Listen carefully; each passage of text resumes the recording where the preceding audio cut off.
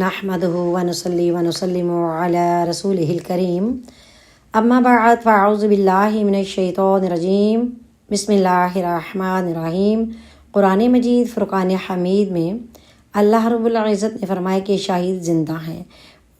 آیت آپ کے سامنے ہے کہ وَلَا تَقُولُوا لِمَن يُقْتَلُ فِي سَبِيلِ اللَّهِ أَمْوَاتٌ بَلْ أَحْيَاءٌ وَلَٰكِن لَّا تَشْعُرُونَ، کہ نہ کہو انہیں مردہ جو شہید ہو چکے اللہ کی راہ میں، بلکہ وہ زندہ ہیں لیکن تم شعور نہیں رکھتے۔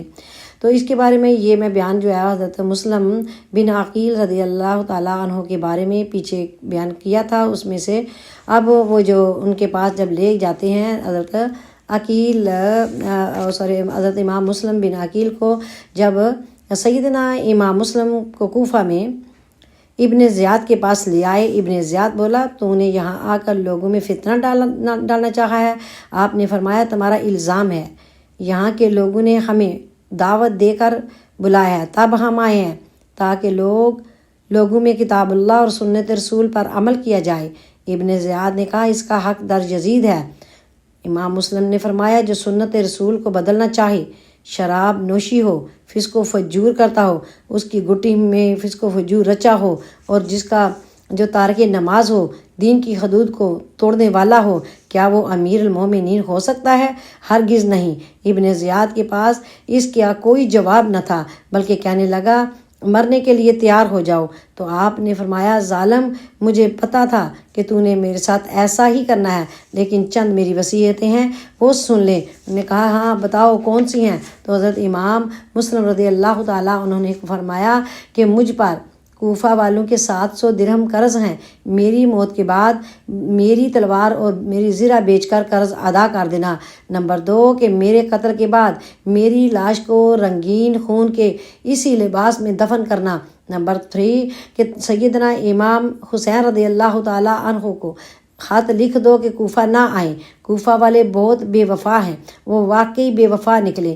مجھے نمبر 4 کہ مجھے میرے بچوں کے بارے میں کچھ پتہ نہیں ہے، وہ کہاں ہیں ان کا خیال رکھنا اور انہیں سلامتی کے ساتھ مدینہ پہنچا دینا۔ سیدنا امام رضی اللہ تعالیٰ عنہ زخموں سے چور ہیں، مگر ابن زیاد کے سامنے انتہائی جرت کے ساتھ بات کر رہے ہیں، انتہائی قوت اور جرت کے ساتھ ایمانی سے کلام فرما رہے ہیں، قوت ایمانی کے ساتھ کلام فرما رہے ہیں۔ گویا کہ اس پیکر صبر و رضات نے یہ ثابت کر دیا کہ جان تو دوں گا مگر دین مصطفیٰ صلی اللہ تعالیٰ علیہ وآلہ وسلم کے علم کو کبھی بھی آنچ نہیں آنے دوں گا۔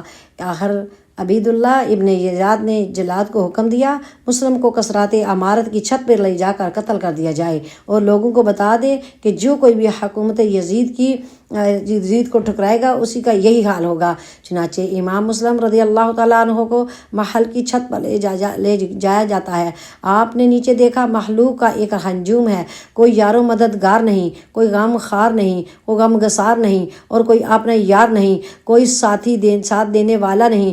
ادھر اس ظالم دنیا کے کتے نے اس سے ایسے زور سے تلوار کا وار کیا کہ حضرت امام مسلم رضی اللہ تعالیٰ عنہ کا سر جو ہے تن سے جدا ہو گیا۔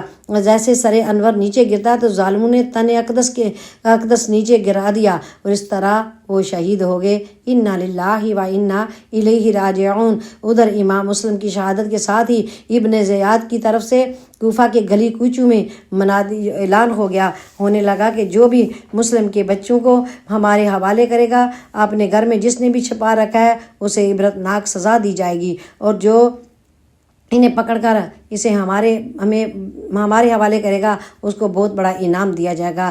چنانچہ امام مسلم کے دونوں یتیم بچے، ادھر ایک 6 سال کا اور ایک 8 سال کا، محمد اور ابراہیم، کوفے میں ایک عاشق رسول صلی اللہ تعالیٰ علیہ وآلہ وسلم کے اہل بیت قاضی شریعہ کے گھر پناہ لیے ہوئے تھے۔ یہ اعلان سن کر قاضی شرعی کا دل ہل گیا اور مسلم کے دونوں شہزادوں کی یتیمی کا احساس ہوا، اور ان کے دردناک انجام آنکھوں کے سامنے گھومنے لگے۔ کافی دیر اسی فکر میں سوچتے گزر گئی کہ کیا اس بچوں کو کیسے بتاؤں کہ کس طرح ظالموں نے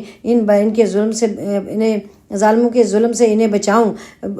کافی غور و فکر کے بعد اس نے یہ صورت سوچی کہ سوجھ میں آئی، اس کو سمجھ میں ان کو آئی کہ کسی نہ کسی طریقے سے راتوں رات بچوں کو کوفہ سے مدینہ منورہ پہنچا دیا جائے۔ اسی پریشانی کے عالم میں اپنے بیٹے کو آواز دی، بیٹا یہ دیکھ، نواسہ رسول، جگر گوشہ بطول مسلم شہید ہو چکے ہیں، وہ شہید ہو چکے ہیں، اور تم ان کے بیٹوں کی خدمت کرنے سے ہمارے نبی پاک صلی اللہ علیہ وسلم خوش ہوں گے، بلکہ اللہ تعالیٰ راضی ہوں گے۔ عرض کیے بجان آپ حکم فرمائیں۔ ان کے بیٹے نے کہا کہ بجان آپ حکم فرمائیں۔ بیٹا مجھے پتہ چلا ہے کہ شام کے وقت ایک قافلہ کوفے سے مدینہ روانہ ہو رہا ہے، لہٰذا انہیں کھانا کھلا کر اور کچھ درم و دینار دے کر انہیں مدینہ جانے والے قافلہ میں کسی نیک خصلت اور شریف انسان کے حوالے کرانا، وہ انہیں بحفاظت مدینہ منورہ پہنچا دے۔ جو ہی قاضی کی نظر ان شہزادوں پر پڑی، ضبط نہ ہو سکا، گر گڑاتے ہوئے رونے لگے، آنکھوں میں آنسو ہیں، آنسو کی جڑی لگ جاتی ہے۔ بچوں کو سینے سے لگایا، پیشانی چومی، سر پر ہاتھ پھیرا۔ بچے ابھی تک باپ کی شہادت سے بے خبر تھے۔ قاضی شریع کی اس کیفیت پر شہزادے حیرت سے ایک دوسرے کا منہ تکتے رہے۔ بڑے بھائی نے حیرانی کے عالم میں دریافت کیا، بابا جان کیا بات ہے؟ ہماری طرف بار بار دیکھ کر روتے کیوں ہیں؟ پھر ہمارے سروں پر آپ کا شفقت کا ہاتھ پھیرنا، ایسے تو ہمدردی یتیموں کے ساتھ کی جاتی ہے۔ قاضی شریع نے بچوں کو جواب دیا، بچوں میں کس منہ سے تمہیں بتاؤں کہ ظالموں نے تمہارے باپ کو شہید کر دیا ہے۔ انا للہ و انا الیہ راجعون۔ ہائے تم پردیس میں یتیم ہو گئے ہو، لاوارث ہو گئے ہو، بے سہارا ہو گئے ہو۔ یہ خبر سن کر دونوں بچے ہیبت و خوف سے کانپنے لگے۔ چھوٹے بھائی کے منہ سے ایک چیخ نکلی اور غش کھا کر وہ بے ہوش ہو گیا۔